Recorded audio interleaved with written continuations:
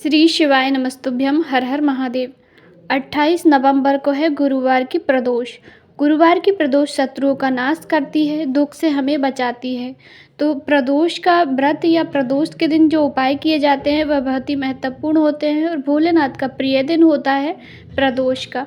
तो इस दिन आप जो भी उपाय करेंगे उसमें आपको लाभ जरूर मिलेगा। आज की वीडियो में हम पूज्य गुरु जी के द्वारा बताए गए प्रदोष के उपाय के बारे में बात करेंगे। तो पहला जो उपाय है वह है, यदि आपके घर में कोई परेशानी आ रही है, कोई कार्य हो नहीं रहा है, आप बहुत परेशान हो गए हैं, तो आप केवल इस उपाय को 2 से 3 प्रदोष करके देखिएगा, आपको लाभ ज़रूर मिलेगा। आपकी जो मनोकामना होगी, धन की हो चाहे किसी भी प्रकार की आपकी समस्या हो, वह ज़रूर से ही दूर होगी।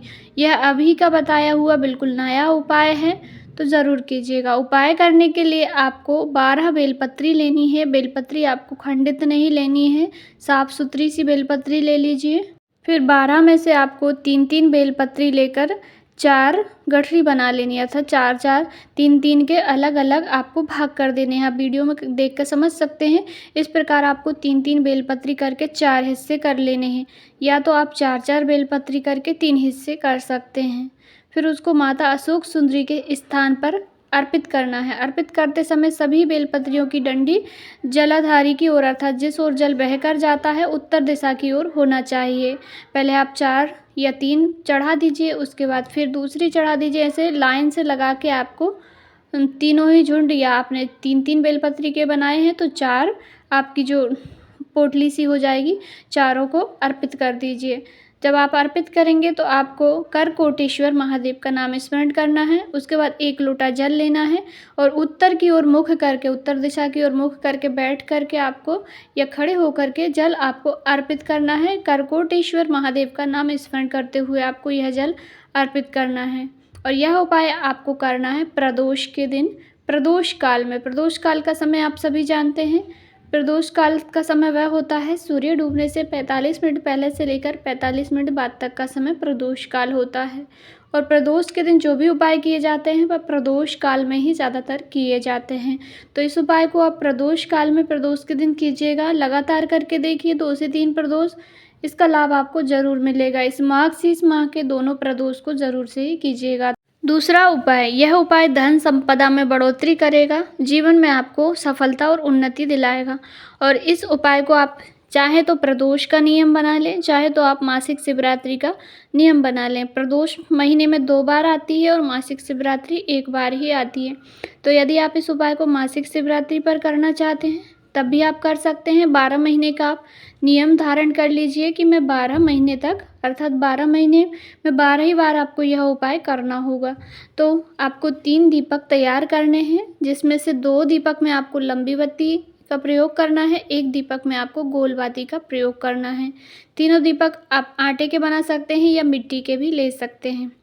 तो आपको 3 दीपक तैयार करके पहला दीपक आपको लगाना है बेलपत्री के वृक्ष के नीचे। यदि आपके घर में बेलपत्री का पौधा लगा है तब भी आप दीपक को लगा सकते हैं। एक लंबी बत्ती का दीपक बेलपत्री की जड़ की ओर मुख करके बत्ती का लगा दीजिए। बस अपने धन संपदा वैभव की कामना कर लीजिए। दूसरा दीपक आपको शिव मंदिर की चौखट पर या शिव मंदिर के अंदर जलाना है। यह दीपक आपको गोल बाती का जलाना है। आपके घर में शिवलिंग है तो आप शिवलिंग के पास अपने घर में भी दीपक प्रज्वलित कर सकते हैं। तीसरा दीपक आपको अपने घर के दरवाजे पर, मुख्य दरवाजा जिससे आप अंदर आते हैं, उस दरवाजे पर अंदर प्रवेश करोगे तो आपका सीधा हाथ होना चाहिए और बाहर जाओगे तब आपका उल्टा हाथ होना चाहिए। तो आप तीसरा दीपक आपको घर के दरवाजे पर प्रज्वलित करना है, धन संपदा की कामना करना है। गुरुजी कहते हैं जो भी व्यक्ति इस उपाय को 12 महीने का नियम धारण करके कर लेता है उसके घर में कभी भी किसी चीज़ की कमी नहीं आती है। तो आप इस उपाय को मासिक शिवरात्रि के दिन भी कर सकते हैं, यानी कि 29 नवंबर को, और चाहे तो आप 28 नवंबर यानी गुरुवार को प्रदोष के दिन भी कर सकते हैं। इच्छा आपकी है। अगला उपाय प्रदोष का दिन का है। यह उपाय भी, यदि जीवन में बहुत दुख चल रहा है, बहुत समस्या चल रही है, आप बहुत परेशान हो गए हैं और अपनी समस्या किसी को बताना भी नहीं चाहते हैं, तो केवल महादेव जी को आप अपनी समस्या ज़रूर बताएं। प्रदोष के दिन का यह उपाय है। शाम को प्रदोष काल में आपको ये उपाय करना है। उपाय करने के लिए आपको 1 समी पत्र लेना है, 5 बेलपत्र लेना है और 7 दाने चावल के लेने हैं। सभी चीज़ें खंडित नहीं होनी चाहिए, चावल के दाने साबुत होने चाहिए। 1 लोटा शुद्ध जल ले लीजिए अपने घर का और उसी जल के कलश में आपको 1 समी पत्र, 5 बेलपत्र और 7 दाने चावल के डाल लेना है और एक घी का दीपक अपने घर में प्रज्वलित करके जाइए। घर के मंदिर में आप एक दीपक जलाकर चले जाइए मंदिर। आपको पैर में चप्पल पहन के नहीं जानी है, पैर नंगे पैर ही आपको जल का कलश लेकर शिवालय जाना है और शिवालय जाकर वैसा का वैसा कलश का जल सभी सामग्री सहित आपको शिवलिंग पर चढ़ाकर आ जाना है। सामग्री कोई रह जाती है यदि आपके लोटे में तो आप उन्हें हाथ से निकाल कर अर्पित करके आ जाइए, बस और कुछ नहीं करना है आपको। यह नियम आप कम से कम 2, 3 या 5 प्रदोष करके देखिए। आपके जीवन की सारी समस्याएं अपने आप दूर हो जाएंगी और आपको हर कार्य में सफलता देखने को ज़रूर मिलेगी। तो यह अचूक उपाय है प्रदोष का, ज़रूर से ही कीजिएगा। अगला उपाय, यह उपाय भी आप या तो प्रदोष पर करें या मासिक शिवरात्रि पर करें। उपाय करने के लिए आपको केवल एक बेलपत्री की आवश्यकता है। एक बेलपत्री की बीच वाली पत्ती पर आपको एक चंदन की बिंदी लगा लेनी है। चाहे आप पीला चंदन लगा लें, चाहे आप लाल चंदन लगा लें। एक बिंदी लगा लीजिए मध्य वाली बीच की पत्ती पर। उसके बाद जो जोड़ है तीनों पत्तियों का, जहाँ पर जॉइंट हुआ है, मिलन हुआ है, वहाँ पर एक बिंदी शहद की लगानी है। बस इतना ही करना है। उसके बाद उस बेलपत्री को महादेव की शिवलिंग पर जाकर चढ़ा दीजिए।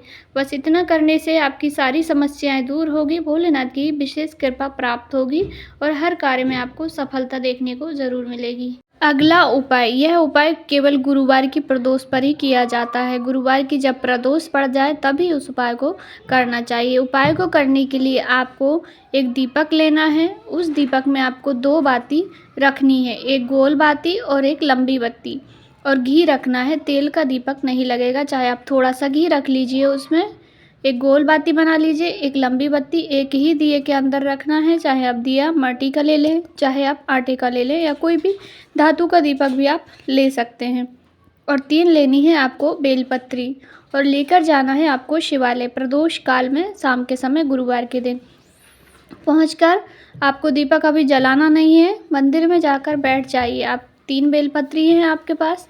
3 बेलपत्री में से एक बेलपत्री आपको नंदी बाबा की जो ऊपर की सींग के ऊपर का जो उठा हुआ भाग होता है, ऊपर के भाग पर आपको पीठ पर, यानी कि नंदी बाबा की पीठ पर एक बेलपत्री अर्पित करनी है। दूसरी बेलपत्री आप माता गौरा, माता पार्वती के हस्तकमल पर, पूरी गोल जलाधारी में कहीं भी आप एक जगह पर अर्पित कर दीजिए।